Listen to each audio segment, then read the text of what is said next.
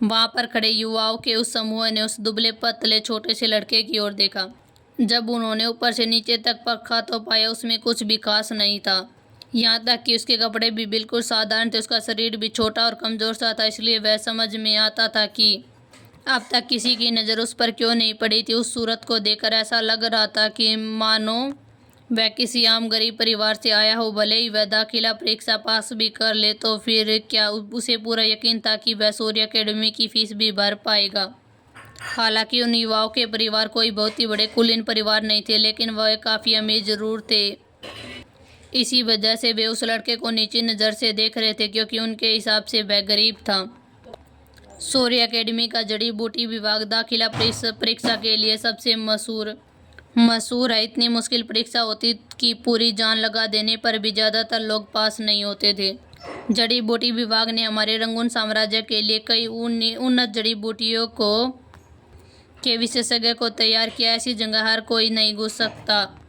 सूर्य academy का जड़ी बूटी का विभाग सच में बहुत ही मशहूर था। किसी हद तक जड़ी बूटी विशेषज्ञ बनना बाकी सभी के लिए बहुत ही गर्व की बात थी, लेकिन यह उतना ही कठिन था। एक बेहतरीन जड़ी बूटी विशेषज्ञ तैयार करने के लिए सिर्फ प्रतिभा ही नहीं बल्कि मजबूत आर्थिक और शारीरिक सामाजिक सहारा भी चाहिए था। किसी भी नामी जड़ी बूटी विशेषज्ञ बनने से पहले दवाइयाँ बनाने में आसमान छूती हुई लागत झेलनी पड़ती थी। कई अमीर परिवार भी एक उभरते हुए जड़ी बूटी विशेषज्ञ को पाल नहीं पाते थे, तो फिर आम परिवारों की तो बात ही क्या थी।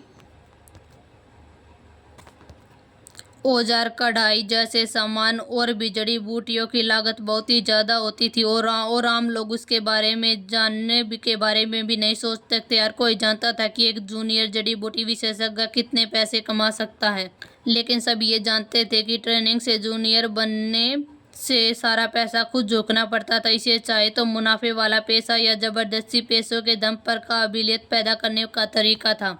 जड़ी बूटी विशेषज्ञ की कमी एक बड़ी वजह यह भी थी कि इसमें बहुत ही ज़्यादा खर्च आता था, इसलिए ज़्यादातर लोग इस रास्ते से डर जाते थे। आर्थिक नींव से ऊपरी ढांचे को तय करती थी यही कहावत थी कि जड़ी बूटी के पैसे बिल्कुल सटीक बैठती है। इसी वजह से वह समूह छोटे लड़के को नीची नज़र से देख रहे थे। उनके हिसाब से वह कभी भी उनका क्लासमेट नहीं बन सकता था। सूर्य अकेडमी में कम आमदनी वाले परिवारों के बच्चे होते ही नहीं थे। इसलिए हालांकि वह लड़का गरीब नहीं लग रहा था, लेकिन उसके कपड़े गरीबों ही जैसे लग रहे थे। ऐसे में वह फीस कैसे भर सकता। उस जैसे लोग जो अपनी औकात से ज़्यादा सोचते हैं और जड़ी बूटी विभाग में आ जाते हैं, उसके लिए ये तो बस एक मजाक था। कहीं तुम जड़ी बूटी विभाग में दाखिला लेने के बारे में तो नहीं सोच रहे हो, उन लोगों ने पूछा। तो वह छोटा सा लड़का मुस्कुराया और सिर हिला दिया। उसकी सच्ची मुस्कान उसके साधारण से चेहरे पर बहुत ही आकर्षक लग रही थी। हा हा, ये तो इस साल का सबसे बड़ा मजाक है, उनमें से एक व्यक्ति ने जोर से हंसते हुए कहा। तुझे पता है तुर्की जड़ी बूटी विभाग की सालाना फीस कितनी होती है? तू तो क्या, अगर तुझे तेरा पूरा परिवार भी बेच दे तो भी तू इसका खजाना नहीं भर पाएगा। बेकार के सपने छोड़ दे। हो सकता है वह समूह खुलकर उसका मजाक उड़ा रहा था। उसे उस आम लड़के की वजह से कोई फर्क नहीं पड़ता था, लेकिन वह छोटा लड़का अब भी वहीं पर खड़ा था। उसने अपनी हल्के से नाक सहलाई। पूरा परिवार बेच दूं तो भी फीस नहीं भर पाऊंगा।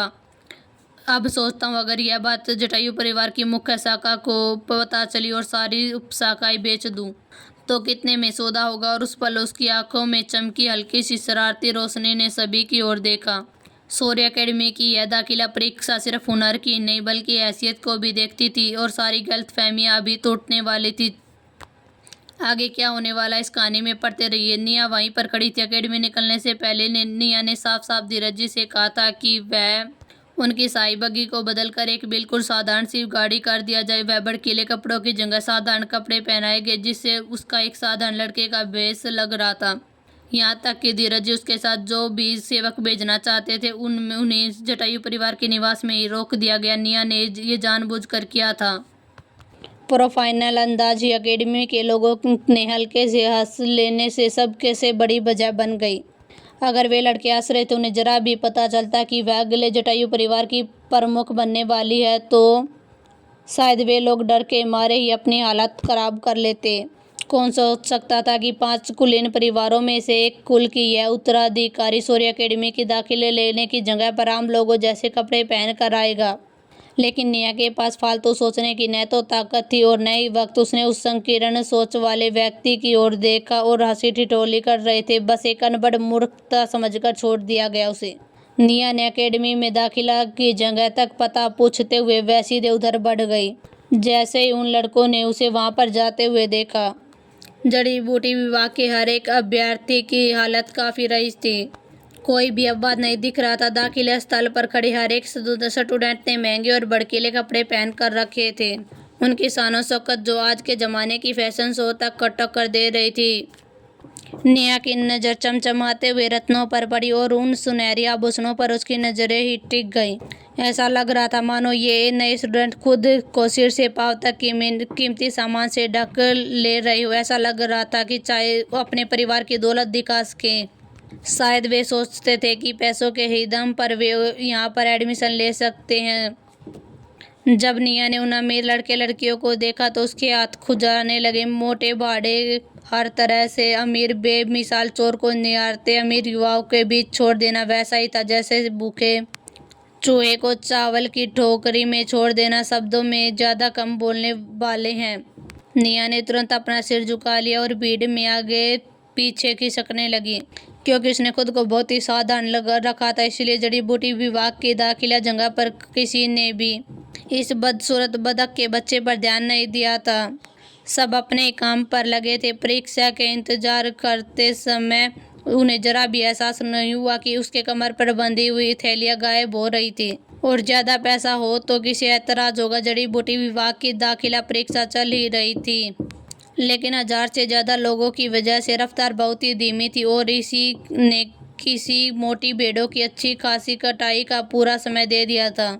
नेहा भीड़ में आगे पीछे घूमती रही। 8वीं अंगूठी फिर से भर गई उस सोने की जगह जो पहले किरव को एडवांस देने की वजह से खाली हो गई थी। इस पूरी मेहनत का सिर्फ एक ही मतलब था। कमाल दोपहर हो चुकी थी जब जड़ी बूटी विभाग के बाहर खड़ी भीड़ में आखिरकार हलचल हुई। जब उसे लगा कि अब अंगूठी में सिक्का और भी नहीं आ सकता तो वह चुपचाप लाइन में लग गई और अपनी बारी आने का इंतजार करने लगी। ज्यादा देर नहीं हुई थी कि वह कतार के आगे पहुंच गई। अकेडमी के कई शिक्षक वहां मौजूद थे जो स्टूडेंट की परीक्षा की व्यवस्था कर रहे थे। जिस शिक्षक की निगरानी में नेहा का समूह आया था वह एक गंभीर शक्ल वाला मध्यम उम्र का आदमी था। उसके सामने खड़े नए छात्रों को देखा और आराम से लगभग 20 छात्रों को चुना, जिसमें से नेहा भी शामिल थे। तुम सब मेरे पीछे चलो, यह कहकर वह मुड़ा और परीक्षा स्थल की ओर चल पड़ा और नेहा की आंखों में हल्की सी चमक उभरी, क्योंकि असली खेल अभी शुरू होने वाला था। उस शातिर चोरनी ने स्वाभिमान का कचरा बना दिया था, लेकिन अब क्या करेगा, सील तोड़नी तो थी ही। इसके लिए दानव और पैसे चाहिए था, जिसका मतलब था सोना। अगर नेहा को यहाँ पर जिंदा रहना था तो ये करना उसकी मजबूरी थी। आगे इस कहानी में क्या होगा जानने के लिए बने रहिए मेरी इस दिलचस्प कहानी में। सभी बच्चे शिक्षक के पीछे चल पड़े। परीक्षा स्थल काफी विशाल था।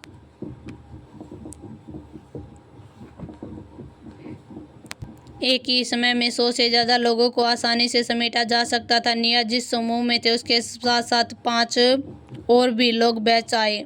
उसके बाद सभी स्टूडेंट अपनी जगह पर बैठ गए ताकि वे परीक्षा दे सके। नेहा के समूह को मेजों की एक कतार के पास लाया गया, जहाँ पर तरह तरह के उपकरण पहले ही रखे गए थे। अब मैं तुम्हें होश लौटाने वाला पोषण बनाने की विधि बताता हूँ। मैं यह प्रक्रिया सिर्फ एक बार दिखाऊंगा, इसलिए ध्यान से देखो।